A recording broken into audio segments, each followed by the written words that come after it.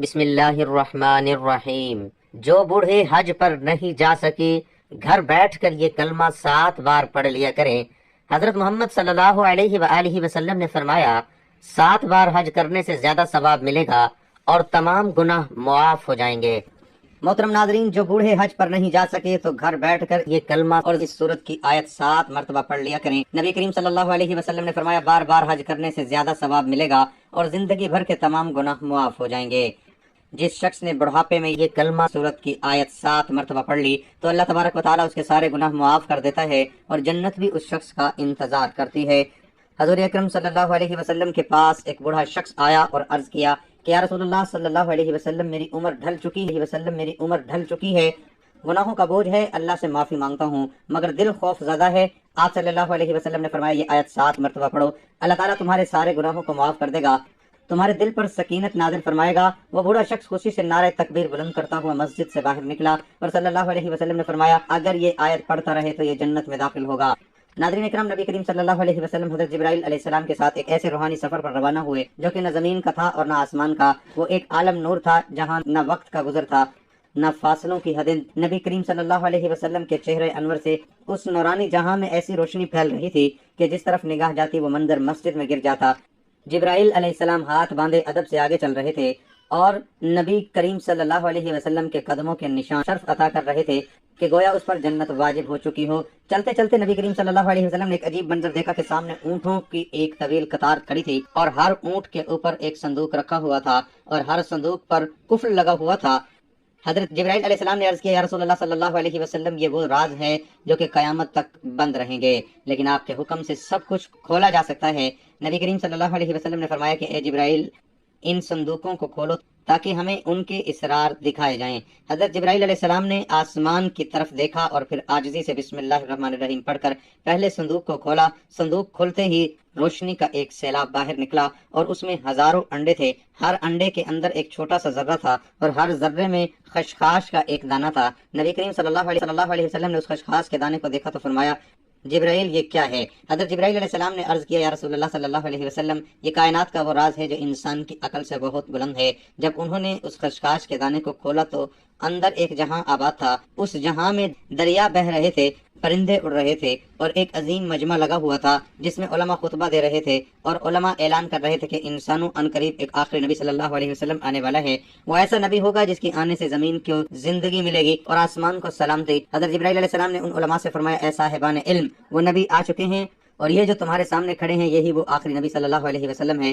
سب علماء فوراً اپنی پہلی جگہ ایسے ادب کے ساتھ کھڑے ہو گئے اور ان کے چہروں پر نور کی چادر آ گئی۔ ان کی زبانوں سے بیک وقت ایک ہی جملہ نکلا مرحبا یا حبیب صلی اللہ علیہ وسلم۔ نبی کریم صلی اللہ علیہ وسلم نے فرمایا اے جبرائیل یہ منظر تو ایسا ہے کہ دل کو کپ کپاہٹ ہو اور روح وجد میں آ جائے۔ حضرت جبرائیل علیہ السلام نے عرض کیا کہ یا رسول اللہ صلی اللہ علیہ وسلم یہ تو ایک صندوق کا راز ہے اور اس جیسے ہزاروں صندوق اور ہیں، ہر صندوق میں لاکھوں جہاں ہیں اور ہر جہاں میں آپ کی آمد کا ذکر ہو رہا ہے۔ آپ کی نبوت کی روشنی ان انڈوں کے اندر داخل ہو کر عالموں تک پہنچ چکی ہے۔ پھر پیارے آقا صلی اللہ علیہ وسلم ایک اور صندوق کے قریب گئے۔ جبرائیل علیہ السلام نے بسم اللہ پڑھی اور صندوق کھولا تو اندر ایک شہر تھا اور اس شہر کے در و دیوار پر لکھا ہوا تھا لا الہ الا اللہ محمد رسول اللہ۔ اللہ اس شہر کے ہر مکین کی پیشانی پر نور تھا اور سب ذکر کر رہے تھے۔ یہ منظر دیکھ کر نبی کریم صلی اللہ علیہ وسلم کی آنکھوں میں آنسو آ گئے اور فرمایا کہ جبرائیل علیہ السلام یہ کون لوگ ہیں؟ جبرائیل علیہ السلام نے کہا یہ آپ کی امت ہے جو ابھی دنیا میں نہیں آئی مگر ان کے دلوں میں آپ کی محبت رکھی جا چکی ہے۔ ان کا رزق، ان کی دعا، ان کا ایمان سب اسی ذکر سے ہے۔ نبی کریم صلی اللہ علیہ وسلم نے فرمایا کہ اے جبرائیل اگر یہ سب میرے امتی ہیں تو کیا ان کے گناہ معاف ہوں گے؟ تو جبرائیل علیہ السلام نے کہا یا رسول اللہ صلی اللہ علیہ وسلم اگر وہ آپ کا نام لے کر ایک بار بھی آنکھ بھر کے رو لیں تو ان کے گناہوں کو زمین سے آسمان تک معاف کر دیا جائے گا، اور اگر وہ ایک مرتبہ بھی یہ مختصر سا کلمہ پڑھ لیں سبحان اللہ و بحمدہ اللہ لا الہ الا هو الحی القیوم تو ان کے نام اعمال میں 1000 نیکیاں لکھ دی جائیں گی۔ نبی کریم صلی اللہ علیہ وسلم نے فرمایا جبرائیل ان صندوقوں میں کتنی نشانیاں ہیں؟ جبرائیل علیہ السلام نے عرض کیا یا رسول اللہ صلی اللہ علیہ وسلم ان میں سے ہر اس شخص کے راز ہیں جو آپ سے محبت کرتا ہے اور ہر وہ آنسو محفوظ ہے جو کسی نے رات کی تنہائی میں آپ کا نام لے کر بہایا ہے۔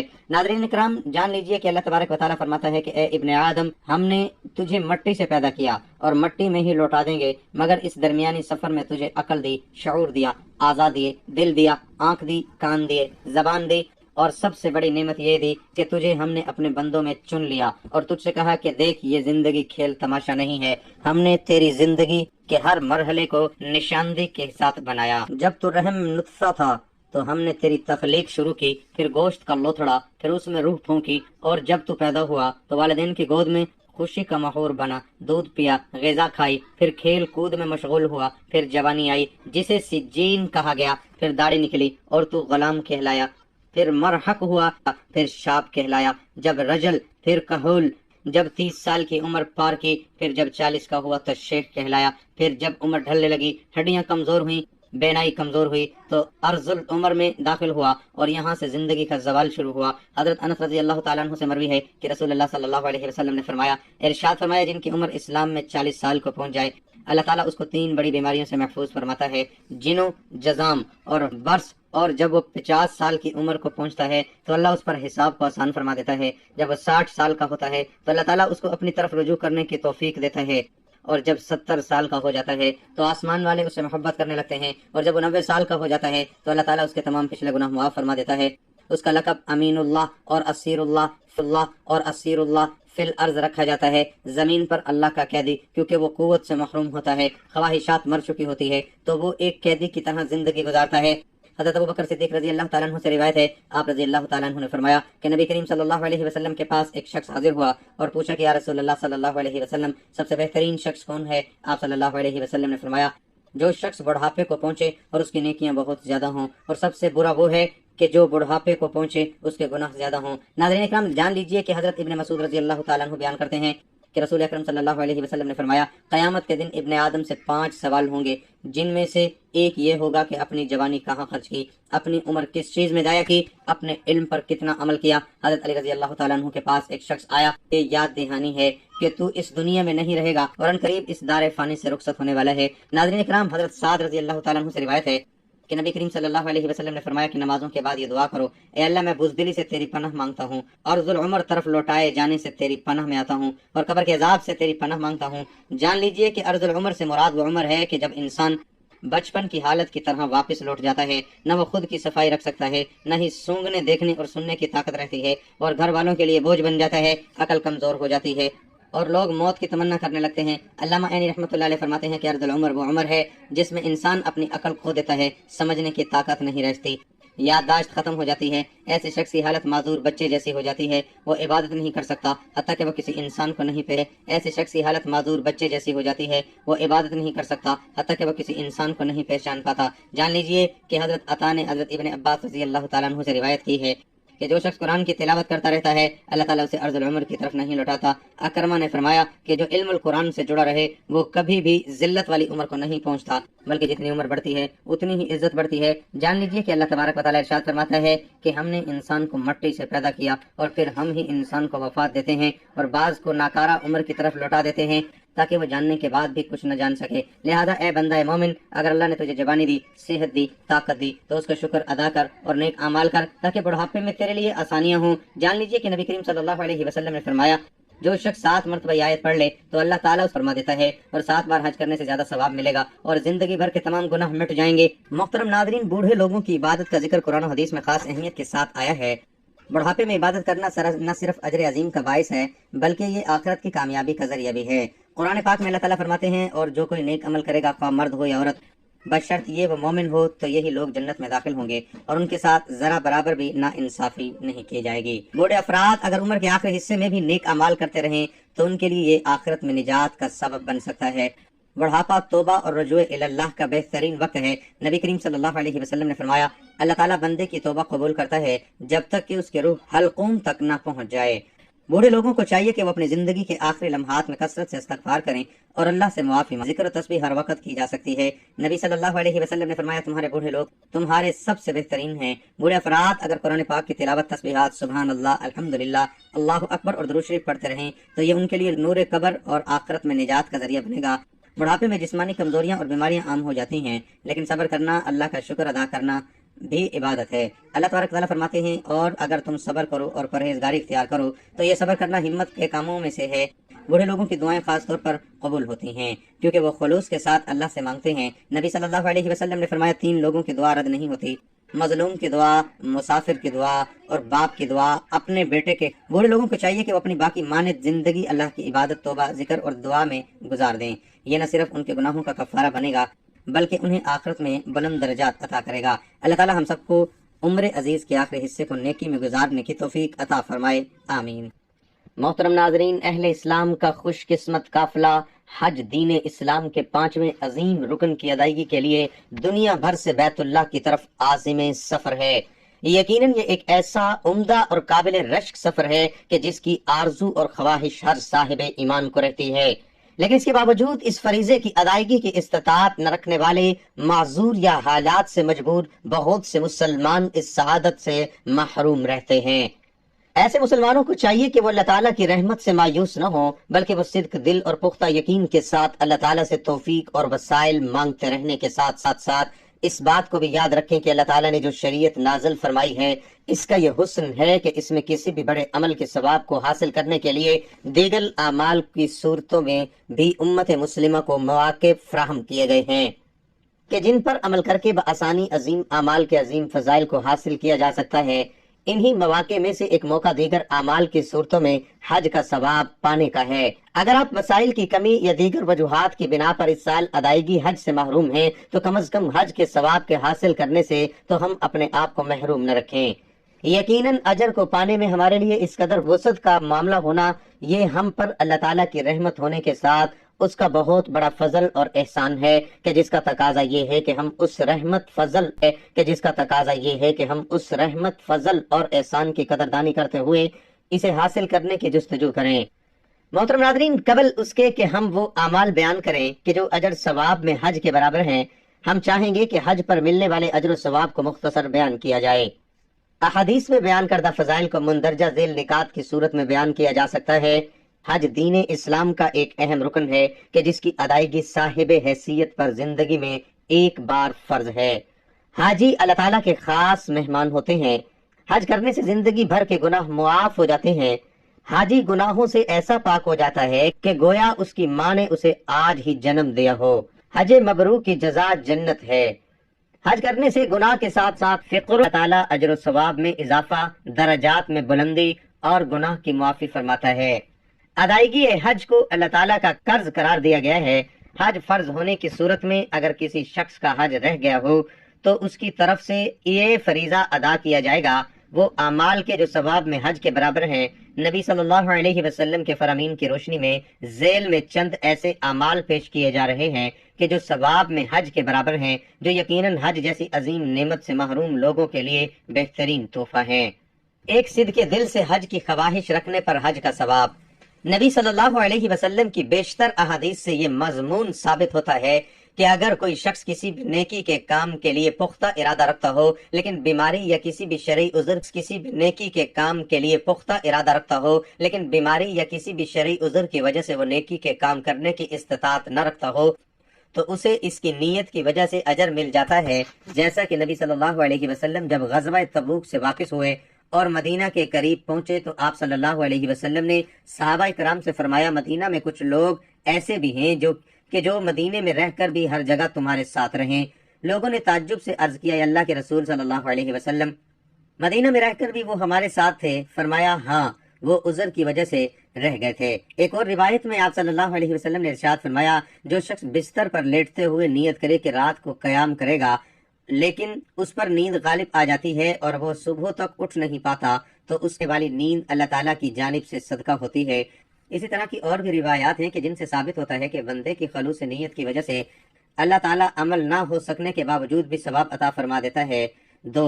نماز فجر کے بعد سورج نکلنے تک مسجد میں ٹھہرنا اور 2 رکعت ادا کرنا۔ نبی صلی اللہ علیہ وسلم نے فرمایا، جس نے جماعت سے فجر کی نماز پڑھی پھر اللہ کے ذکر میں مشغول رہا یہاں تک کہ سورج طلوع ہو گیا، پھر 2 رکعت نماز پڑھی تو اس کے لیے مکمل حج اور عمرے کے برابر ثواب ہے۔ باجماعت فرض نماز کی ادائیگی کے لیے مسجد چل کر جانا۔ نبی صلی اللہ علیہ وسلم نے فرمایا، جو آدمی باجماعت فرض نماز ادا کرنے کے لیے نکلتا ہے تو اس کا ثواب حج کے برابر ہے، اور جو نفلی نماز کے لیے نکلتا ہے تو اسے عمرے کا ثواب ملتا ہے۔ مساجد میں قائم علمی حلقات میں شریک ہونا۔ نبی صلی اللہ علیہ وسلم نے فرمایا، جو مسجد کی طرف علم حاصل کرنے یا علم سکھانے کے لیے نکلتا ہے تو اسے مکمل حج کے برابر ثواب ملتا ہے۔ نماز کے بعد ذکر و اذکار کرنا، اس عمل سے حج، عمرہ اور جہاد، صدقہ کا ثواب حاصل ہوتا ہے، جیسا کہ سیدنا ابو ہریرہ رضی اللہ تعالیٰ عنہ سے روایت ہے، وہ فرماتے ہیں نادار لوگ نبی کریم صلی اللہ علیہ وسلم کی خدمت میں حاضر ہوئے اور کہا کہ امیر وہ رئیس لوگ بلند درجات اور ہمیشہ رہنے والی جنت حاصل کر چکے، حالانکہ جس طرح ہم نماز پڑھتے ہیں وہ بھی پڑھتے ہیں اور جیسے ہم روزے رکھتے ہیں وہ بھی رکھتے ہیں، لیکن مال و دولت کی وجہ سے انہیں ہم پر فوقیت حاصل ہے کہ اس کی وجہ سے وہ حج کرتے ہیں، عمرہ کرتے ہیں، جہاد کرتے ہیں اور صدقہ دیتے ہیں، اور ہم محتاجی کی وجہ سے ان کاموں کو نہیں کر پاتے۔ اس پر آپ صلی اللہ علیہ وسلم نے فرمایا کہ لو، میں تمہیں ایک ایسا عمل بتاتا ہوں کہ اگر تم اس کی پابندی کرو گے تو جو لوگ تم سے آگے بڑھ چکے ہیں انہیں تم پالو گے اور تمہارے مرتبے تک پھر کوئی نہیں پہنچ سکتا، اور تم سب سے اچھے ہو جاؤ گے سوائے ان کے جو یہی عمل شروع کر دیں۔ ہر نماز کے بعد 33 مرتبہ تسبیح، سبحان اللہ، تحمید، الحمدللہ، تکبیر، اللہ اکبر کہا کرو۔ پھر ہم میں اختلاف ہو گیا، کسی نے کہا کہ تم تسبیح 33 مرتبہ، تحمید 33 مرتبہ اور تکبیر 34 مرتبہ کہیں گے۔ ہم نے اس پر آپ سے دوبارہ معلوم کیا تو آپ صلی اللہ علیہ وسلم نے فرمایا کہ سبحان اللہ اور الحمدللہ اور اللہ اکبر کہو تاکہ ہر ایک ان میں سے 33 مرتبہ ہو جائے۔ والدین کے ساتھ حسن سلوک کرنا۔